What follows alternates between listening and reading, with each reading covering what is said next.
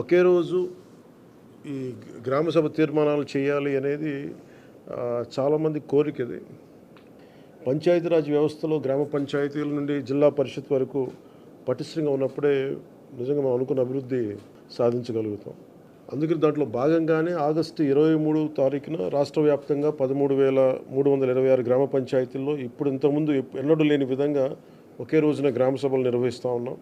ఈ గ్రామ సభల్లో ఉపాధి హామీ పథకంలో ప్రతి కూలీ కుటుంబం సంవత్సరంలో 100 రోజులు పనిచేసే విధంగా అవగాహన కల్పించాలి. కూలీలకి ఉన్న హక్కులను తెలియజేయాలి.